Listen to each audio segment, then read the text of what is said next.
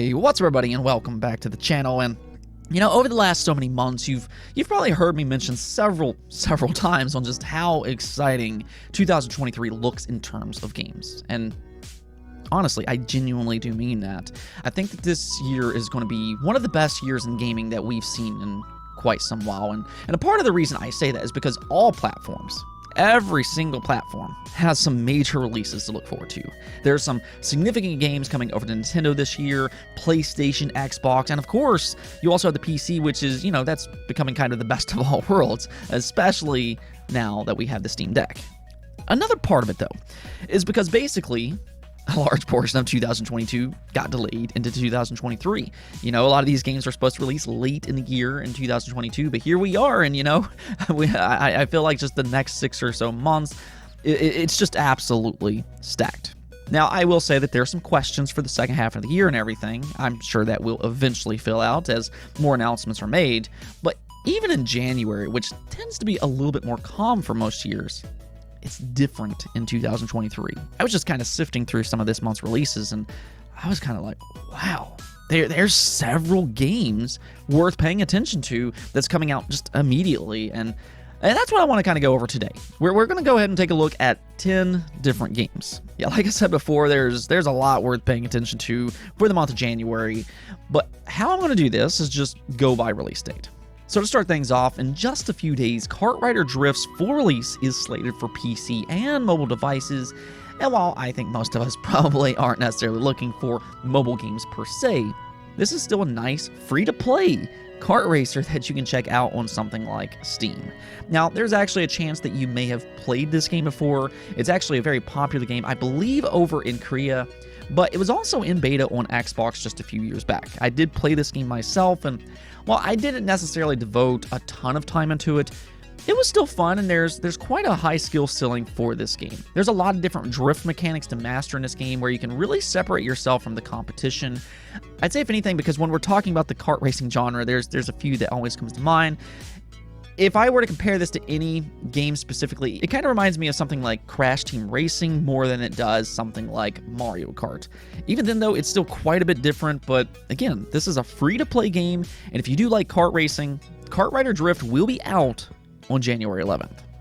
Moving on to January 13th, though, we actually have 2 different games here that might entice a similar crowd. On one side, you do have that next-generation update for Dragon Ball Z Kakarot. This game has been out for a few years now, so you might have already played this one, but it is one of the more ambitious Dragon Ball games to date, and whether or not you played it last generation, it seems like now could be the time to jump in. It's also very affordable. You can pick this one up at retail for $20. So that's really a great price for a full-fledged RPG that spans roughly 30 hours. I definitely would recommend this one if you like Dragon Ball Z and have not played that original game. Even if you have, you might want to go back and revisit it.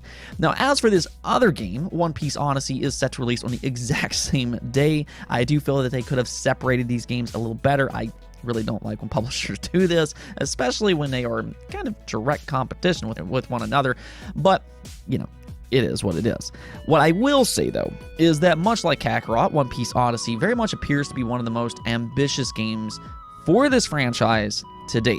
Now, I never really got into the One Piece series myself, so I don't really know much about the story or its characters as some others may, but when I look at the game itself, it looks pretty good. This is an RPG style of game, and one thing that's really cool about this release is that it does have its own original story from the creator of One Piece. I think that there would be pretty exciting for fans because not only do you not know what to expect from this game, but you also know that it is coming from the creator, so that means it should be faithful and has the potential of being good. Now, next up here is another one of those combo releases because after years and years of waiting, Persona 3 and Persona 4 Golden are finally heading over to other devices. These games not only have been exclusive to PlayStation for years and years, but to make things worse, the best way to have played these games for such a long time has been the PlayStation Vita. Now, if you know me, you know that I do love the Vita myself, but at the same time, admittedly, this wasn't necessarily the most successful console in the world, so as sad as it may be, a lot of people unfortunately missed out on these games. Now, to be fair, they were also available on PlayStation 2, and with Persona 3, it was on the PSP, but regardless, they are finally coming over to Nintendo, PC, Xbox, and even, yes, modern PlayStation consoles. And this is after the series has gained a lot of popularity with Persona 5. We just talked about this a few days ago, but Persona 5 Royal has gone on to sell 3.3 million, and that's not even counting the vanilla version. So that game has really taken the series to new heights, which I'm super thankful for because it's a series that truly deserves it. It really is among the all-time greats when it comes to JRPGs. But I'll tell you this much. Persona 5 might be the most popular. It's the one that kind of gained all this traction for the series and everything. But Persona 4, that in my opinion, or at least when it comes to characters, atmosphere, and just from a story perspective, I think it's actually the best in the series. Now, that is subjective. I know some people will disagree with that, but it is my own personal favorite, and I think a lot more people are going to kind of understand why here soon enough when these games release for other platforms on January 19th. Do also kind of keep in mind, though, that these are heading over to Xbox Game Pass, so at the very least, if you have Game Pass, definitely give these games a try, especially Persona 4 Golden. Now, speaking of Xbox Game Pass, just one day later, you also have Monster Hunter Rise, which is coming over to both PlayStation and Xbox, and of course, Xbox Game Pass. Now, this game has been available on Switch and PC for quite a while. I do own this one on the Switch already, and with that, this is another game that I can tell you firsthand, it's a great game. If you like the Monster Hunter series, which I know it's gained a lot of fans with Monster Hunter World, well, this is an easy game to be excited for.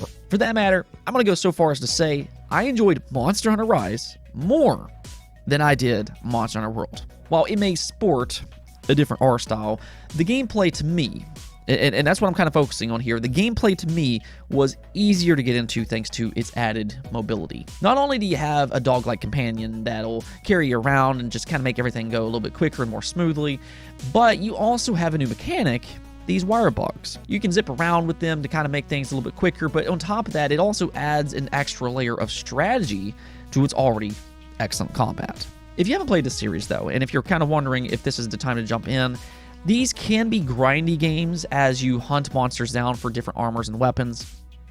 But I'll say this much. It's satisfying and heavily addictive. Don't be surprised if you lose like 100 plus hours playing this game. But on top of that, and here's the added bonus, Monster Hunter Rise does also make for a great cooperative experience. Now, like I said, though, Monster Hunter Rise, that was previously a Nintendo console exclusive, so we're sharing a little bit here and everything, but hey, for you Nintendo fans out there, I actually have something for you all as well, because you do have another exclusive title coming out the exact same day, being Fire Emblem Engage. This is a premier RTS experience. Really, this series is always among the best in the genre when it comes to just a pure gameplay perspective. And one thing about this game is that I think after Three Houses, I think a lot of fans will appreciate it just kind of going more back to its roots. Three Houses did have a big focus on its social elements and its school setting. It almost felt like that they were trying to kind of inject a little persona into it, and not everybody necessarily loved exploring the school part of that game. Now, the combat itself was excellent as always, but I feel like there's going to be a lot of fans out there that will enjoy the setting in Fire Emblem Engage even more. For that matter, if you're a longtime Fire Emblem fan, you're going to be able to spawn old favorite Fire Emblem characters like Roy, you have Marth, there's Ike, etc., etc. So, I mean, if you're a longtime fan of the series, the aspect will likely mean just even more to you.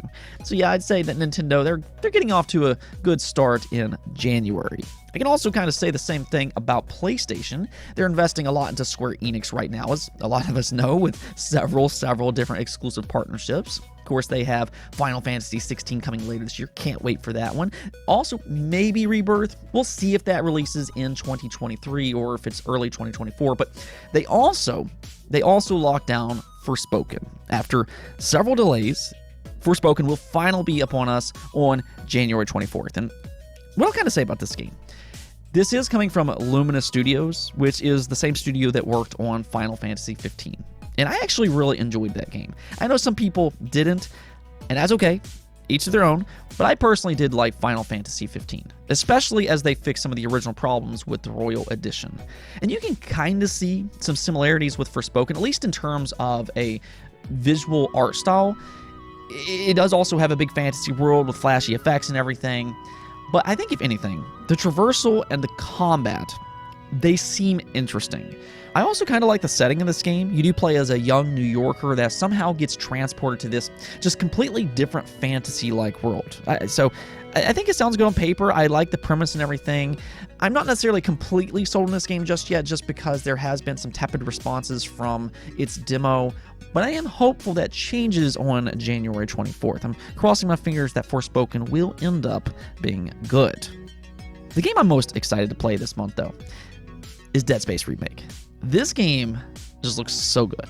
I was thrilled when they first announced this game because this is an all-time great horror experience, and it kind of feels like in recent years this genre has been revitalized in a way, in part thanks because of the Resident Evil remakes. Capcom has done such an exceptional job with those games, and when you think about other games within the genre that deserves that type of treatment, there's really three that comes to mind almost immediately. You have Dino Crisis. Come on, let's make it happen, Capcom. You also have Silent Hill, and then you have Dead Space. These are some of the best that this genre has to offer, and when you look at Dead Space Remake compared to the original, it's a massive, massive upgrade. And that's kind of the thing about horror games in general and why I'm all for these remakes. A large part of what makes these games so good are their atmosphere.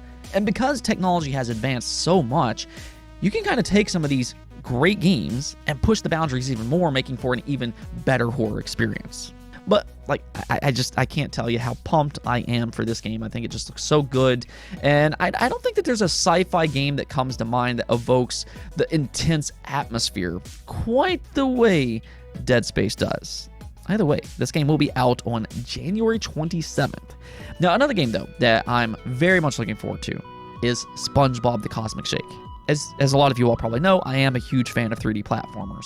Luckily, we have had a bit of a resurgence for this genre in recent years. I'm all for it. And quietly in the background, SpongeBob Battle for Bikini Bottom has been among the better 3D collectathon platformers. This was originally a cult classic back in the early 2000s. I believe it released in 2003, but of course they remade it just a few years ago, and apparently it had enough success to warrant a full-fledged sequel in the Cosmic Shake. You can certainly see some callbacks to that game with some of its mechanics, like the tongue sliding as an example, but you're also going to see a lot of references from the show itself. It does appear that fans will be able to revisit different fan favorite settings, such as Cave Bob as example, and that is something that I kind of noticed with this entry. In Battle for Bikini Bottom, you had 3 playable characters. You had SpongeBob, you had Patrick, and of course you had Sandy, all of which had their own unique abilities, and then they had to work together. In the Cosmic Shake, though, while it does have similar mechanics, it seems like it's more Banjo-esque this time around, in the sense that SpongeBob himself takes different forms, which could change gameplay level to level.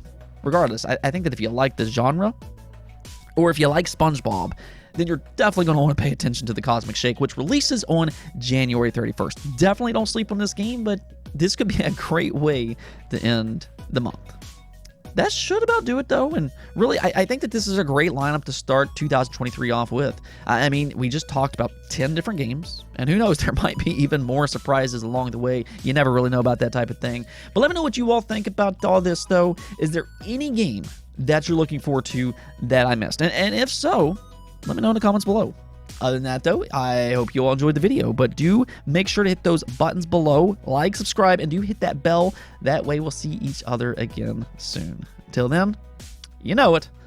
Peace out.